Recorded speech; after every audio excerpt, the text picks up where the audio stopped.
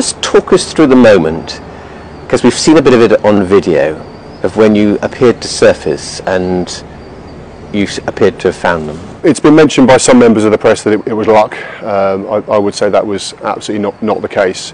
Our procedure is, in this situation, we're swimming along an underwater passage. Wherever there is airspace, we surface, we shout, and also we smell. And in this case, we smelt the children before we actually saw or heard them. How many of you? They're all alive. 13? Yeah, 13. Brilliant. What struck me about that photo is that some of the kids were smiling. They were big smiles.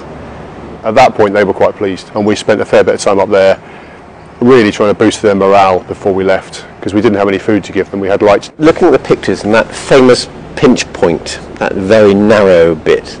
Most of the diagrams that have been put out on the media are not correct. There were a number of different points where different techniques were required to navigate both one person or one person carrying a child. So sometimes if it was very low, you had to carry them to the side. Sometimes it was very narrow, you would push them in front. What did you do? Just put them under your arm, or did you swim with them?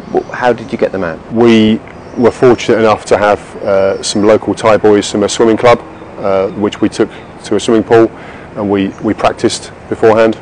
We essentially strapped a cylinder to the front of the child.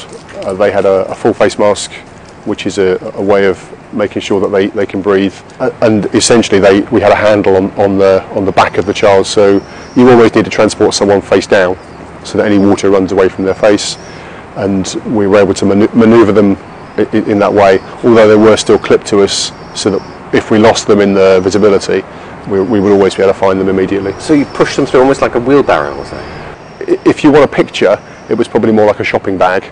That sometimes you would hold close to your chest if the passage was narrow and deep. If the passage was low and wide, you would hold them out to the side. Essentially manoeuvre them around whatever obstacles